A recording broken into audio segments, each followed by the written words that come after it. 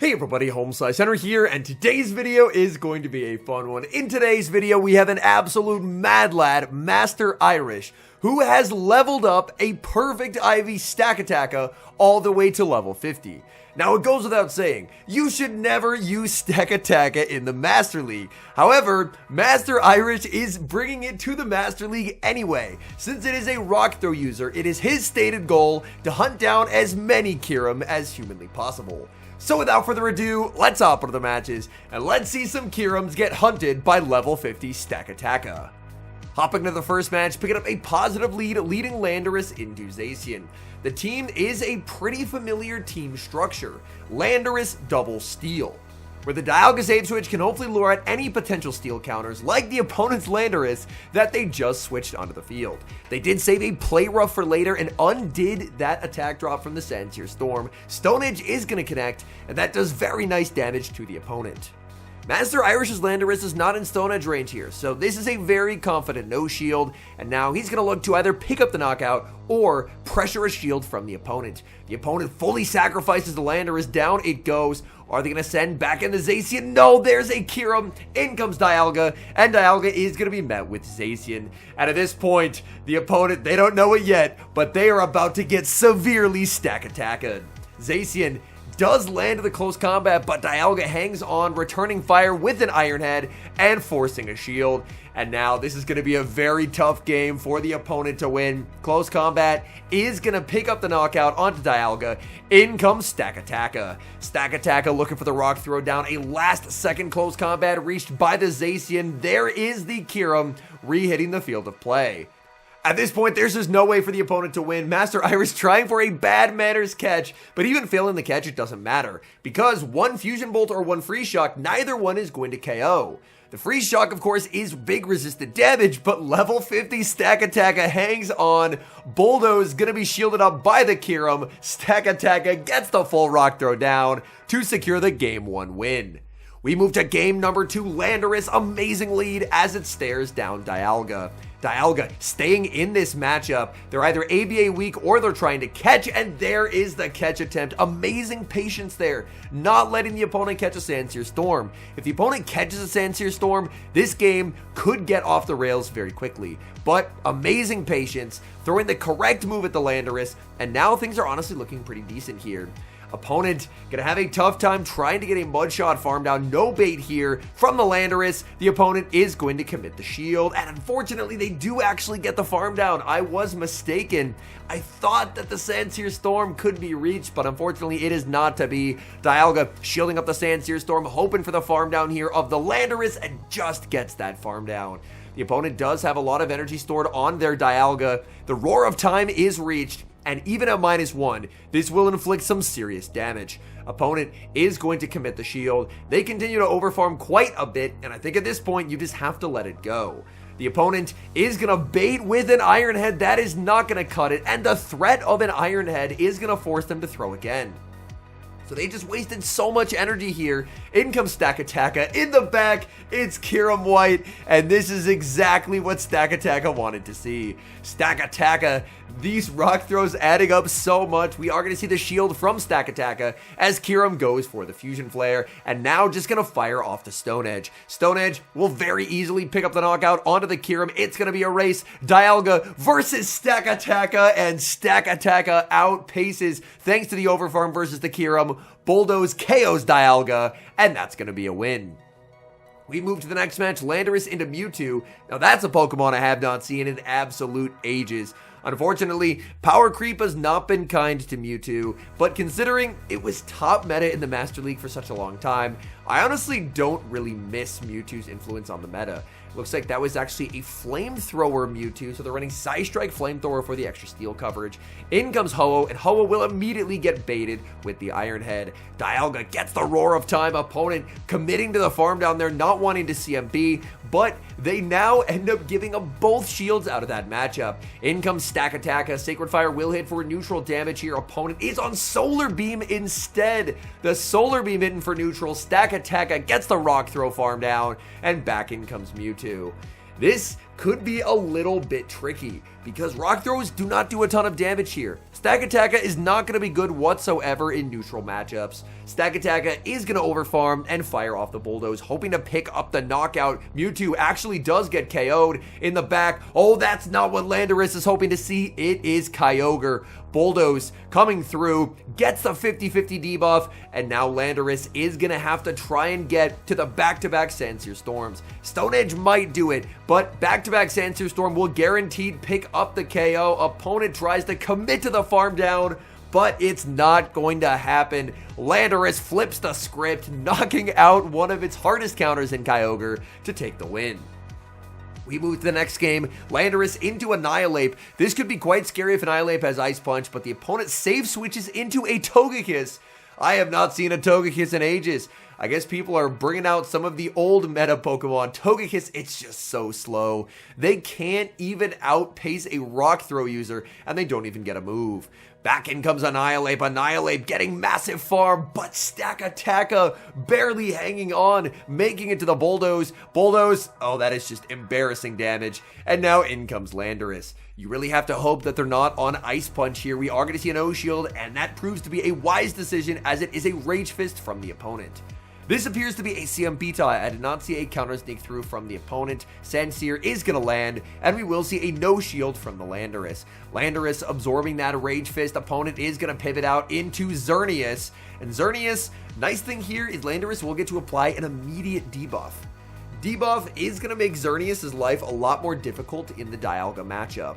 Xerneas farming up quite a bit, but no one move is going to knock out here. So Dialga is going to no shield, calling the Moonblast. That's very, very nice. While this health range for Dialga is awkward, like the Xerneas being at about 30% HP, it's difficult to farm down. Dialga will be able to start chipping away at the shields with these Iron Heads, and even though they're double resisted, the Dragon Breaths do slowly add up over time. Dialga now going to be forced to give up its final shield. Xerneas into the red health. It's another Moonblast from the Xerneas. Dialga continues to farm. There's the switch to Landorus. Landorus gets the move. The opponent with a bit of a miscount there, and that's going to cost them dearly, as now they're forced to shield. In comes Annihilate. It's a simul KO. Dialga is going to win the CMP tie there over the Xerneas. You saw the idea from the opponent, but unfortunately it didn't quite work out, as Dialga is able to take the win. Oh my goodness, Dream Lead Landorus into Melmetal. There's a save switch into Palkia, and that's going to be answered with Dialga. Probably the most common Melmetal team is Melmetal, Palkia, and the third Pokemon being Kyurem White. So if this is that team, then things are looking really nice because Stakataka will actually find its target. Palkia on very low HP makes a last second Aqua Tail, but that will not be enough to threaten the Dialga whatsoever. In comes Melmetal, immediately met with the Roar of Time. Dialga looking to turn up the heat. Roar of Time connects, and that's some pretty significant damage. Dialga going to settle for an Iron Head here. Iron Head into Melmetal will still get the Melmetal pretty low. The Melmetal, there's no ability for them to farm down, so they will be forced to fire off a last second move. It is going to be the double Iron Bash picking up the KO. Is it going to be the Kyurem in the back? Yes, it is. Kyurem hits the field, and that's going to be answered with Stakataka. Stakataka resisting the Ice Fangs. Fusion Flare will hit for neutral damage, but Stakataka, still with a shield to use, is going to use it here. Stakataka not even building up, just fishing for the 50-50 Bulldoze debuff chance and gets the debuff. The Rock Throws now adding up even more. Can Stakataka survive a Fusion Flare? Fusion Flare connects. Stakataka deep into the red, gets the farm down, and that's going to be game over for the opponent as Stakataka is able to clutch the win. Going up against a ferocious opponent in the next match, Marto Galde, the Latin American International Champion. It's a bad lead and a bad counter swap leading Landorus into Rayquaza. The save switch Dialga going to be answered with Necrozma Duskmane. Necrozma will take a lot of damage from Roar of Time, so Dialga is going to farm up and then look to inflict some serious damage. Roar of Time is going to connect, and now will we see Master Irish make the play for switch? No, instead he's going to trust in two shield Stakataka to try and take home this win.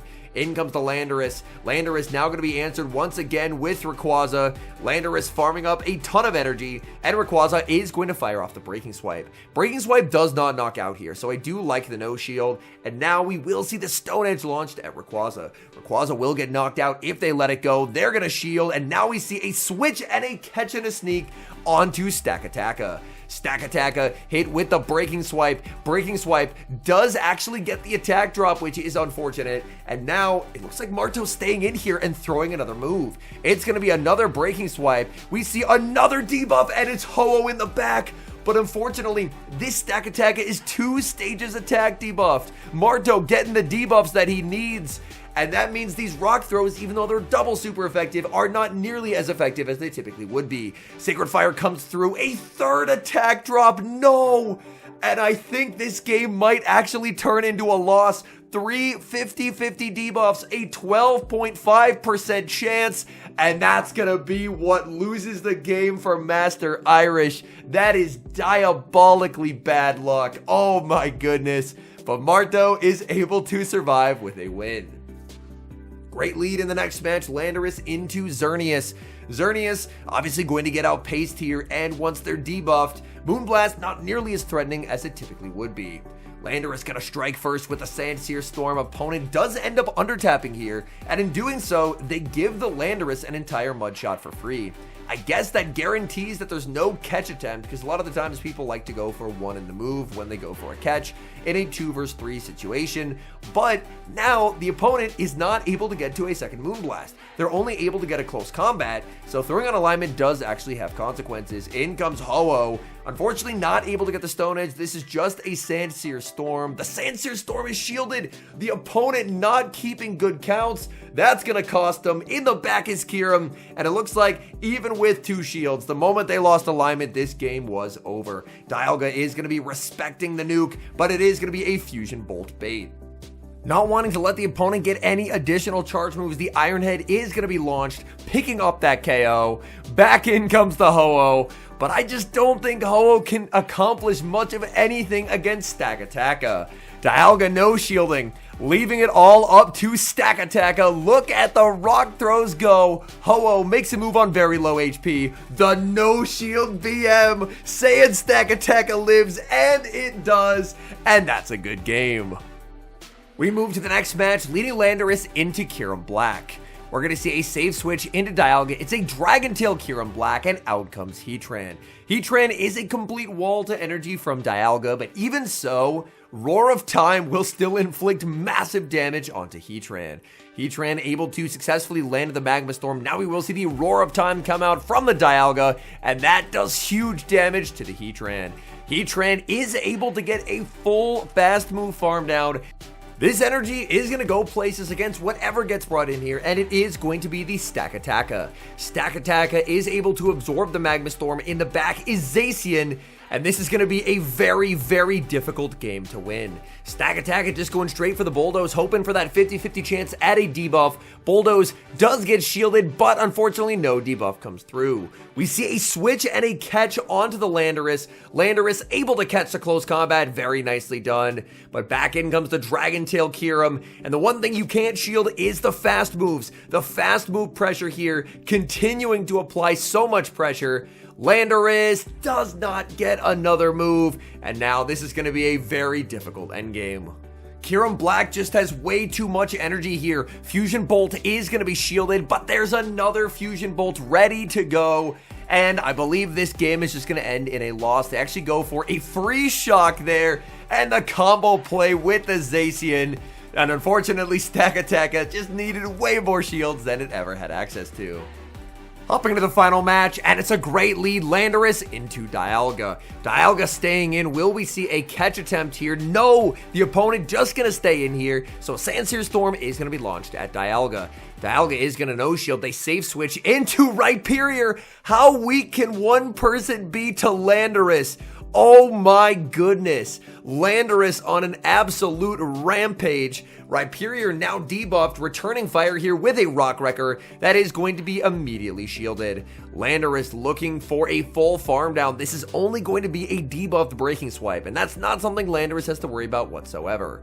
In the back, the opponent is going to have a Kyurem. Kyurem going to be baited with the Sandsear Storm. We do see the no shield from the opponent. Unfortunately, they did get a fast move denied there, so they should have gotten a farm down before the second move was reached, but alignment still looking incredibly favorable for Master Irish, even if that did not occur. Roar of Time is going to land. That's big damage. Dialga barely hanging on. Kyurem is going to get the farm down, but it's now the Stakataka show. Stakataka looking for the full farm down. We will see the shield. Kyurem goes for the Fusion Flare, and Stakataka gets the full farm down of Kyurem and is able to take the win. All in all, these were some incredibly entertaining battles, so many thanks to Master Irish for the battle submission. I really enjoy seeing Master League battles like these, where a trainer is able to build something very anti-meta, or a Pokemon that wouldn't even be considered anti-meta, just because they say, you know what, I got the hundo, I may as well power it up and see what it can do.